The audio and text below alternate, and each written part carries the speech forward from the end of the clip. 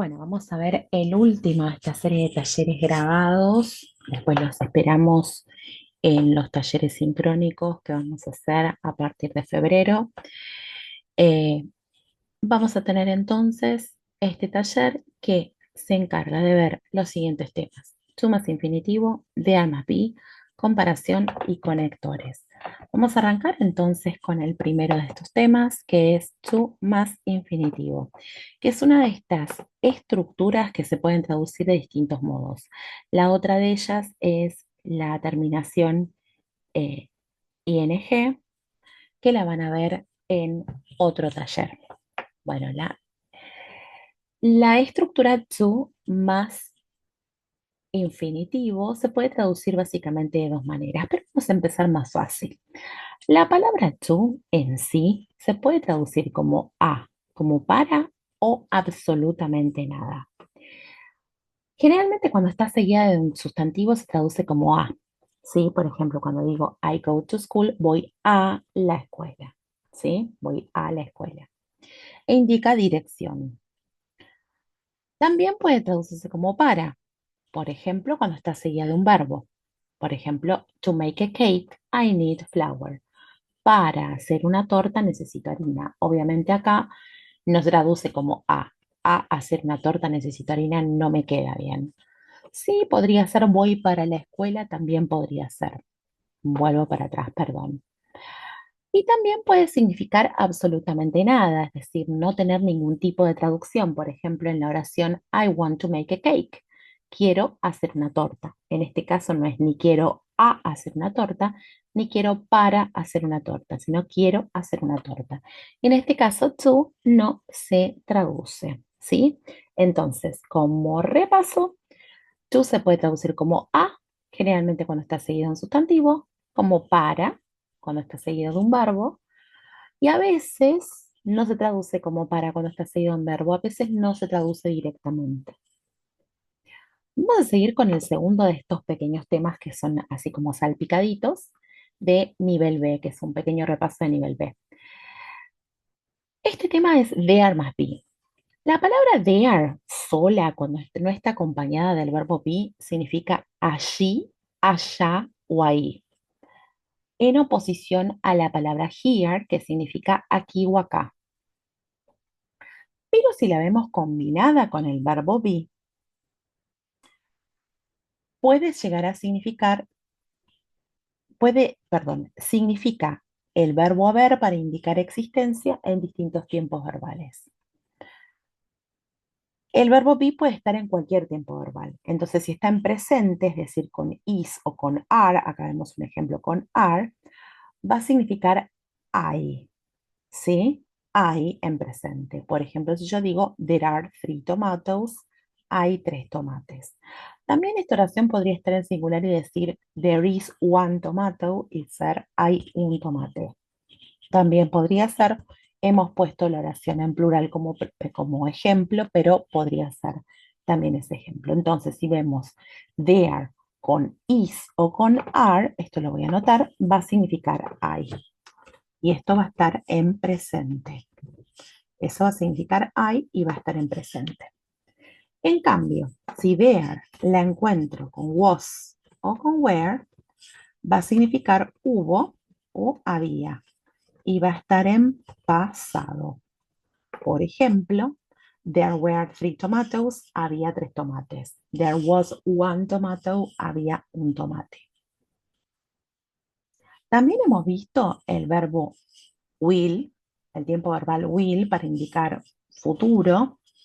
Por ejemplo, si yo tengo there will be 3 tomatoes, habrá 3 tomates. Así que si yo veo there will be, va a ser habrá. Y también hemos visto el tiempo condicional. Así que there seguido de would, por ejemplo, there would be, significará habría. There would be 3 tomatoes, habría 3 tomates. También podría ocurrir con el present perfect, acá no está, pero por ejemplo, si yo digo there have been three tomatoes. En este caso ya sería muy rara la oración en castellano. Ha habido 3 tomates, por ejemplo. ¿Sí? Ese sería como el tiempo verbal que nos está faltando de acuerdo con lo que estuvimos viendo. Así que there solita, cuando no está acompañada del verbo be, significa allí, allá o ahí, en contraposición con here. Si está combinada con el verbo be, hay que traducirla en presente como hay, en pasado como hubo o había, en futuro como habrá, en condicional como habría y en present perfect como ha habido. Y ya está. Eso es lo único que podemos decir sobre este tema. Así que espero que quede claro. También lo pueden ver con los verbos modales, que los verbos modales no los estuvimos viendo en videos anteriores, pero por ejemplo puede aparecer con can, con may y con could. Por ejemplo, there can be 3 tomatoes puede ser puede haber 3 tomates, there may be 3 tomatoes, puede que haya 3 tomates, there could be 3 tomatoes, podría haber 3 tomates, ¿sí?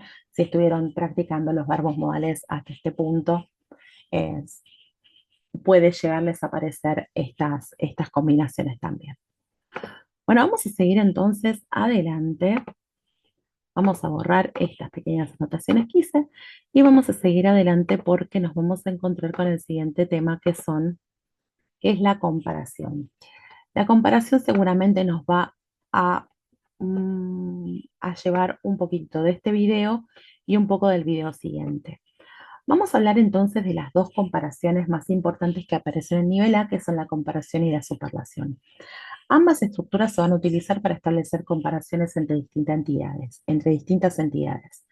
La comparación en sí va a comparar 2 entidades diferentes, por ejemplo, Messi con Ronaldo, por ejemplo, Messi es mejor que Ronaldo, y mientras que la superlación compara una entidad con un grupo. Por ejemplo, cuando yo digo Brasil es el país más grande de Sudamérica. Ahí no estoy diciendo países más, perdón, Brasil es más grande que Argentina o Brasil es más grande que Uruguay. Directamente estoy comparando con todos los demás. Eso es la superlación. En inglés hay una diferencia entre comparación y superlación, mientras que en castellano la diferencia no es tan clara, pero en inglés sí, porque cambia bastante la manera de comparar y la manera de armar superlaciones. Bueno, la comparación, la comparación más parecida se forma más parecida al español, digamos, se forma con el adjetivo more, que significa más. Por ejemplo, cuando yo quiero decir más popular, voy a decir more popular. Por ejemplo, Luis is more popular than Juan. Luis es más popular que Juan. Les va a significar menos y también va a ser muy parecida la comparación con les al español. Por ejemplo, Juan is less popular than Luis. Juan es menos popular que Luis. El tema no es con estos adjetivos. Popular es un adjetivo que tiene 3 sílabas. Es un adjetivo considerado largo. Con los adjetivos de una sílaba, lo que se hace es lo siguiente. No se les agrega more porque es considerado un error gramatical, sino que se les agrega la terminación ER. Ven acá que dice adjetivo corto más terminación ER. Por ejemplo, small, que es pequeño, si le agregamos ER va a ser más pequeña.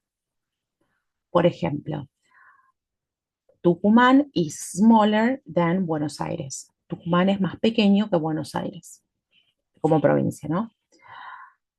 Y existen también formas que se van a llamar irregulares. Por ejemplo, good, que es un adjetivo de una sílaba, es un adjetivo corto, su forma de comparación debería ser gooder. Sin embargo, gooder no existe y va a ser better, que va a significar mejor.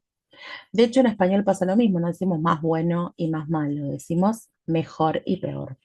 Lo mismo va a suceder con bad, cuya forma de comparativo va a ser worse. La superlación, mientras que en castellano usamos siempre la palabra más, la superlación en inglés va a utilizar otra manera de decir más, que es most. Y en la superlación va a estar siempre el artículo adelante. Por ejemplo, the most popular, el más popular. The most popular person is Luis. La persona más popular es Luis. Para decir el menos, en vez de usar less, vamos a decir the least. The least popular person is Juan. La persona menos popular es Juan. Con los adjetivos cortos no se va a usar la terminación ER, sino la terminación EST, EST. Por ejemplo, el más pequeño. The smallest province in Argentina is Tierra del Fuego, creo, ¿no? La provincia más pequeña de la Argentina es Tierra del Fuego. Los irregulares. Por ejemplo, en este caso, good era better y bad era worse. Bueno, los irregulares vamos a tener good, best y bad, worst. Por ejemplo, best. Messi is the best football player. Messi es el mejor jugador de fútbol. Bad pasa a ser worst. No sé.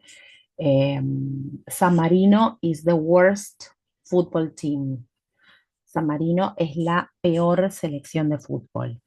¿Sí? Por ejemplo. Así que así vamos a tener la comparación y la superlación.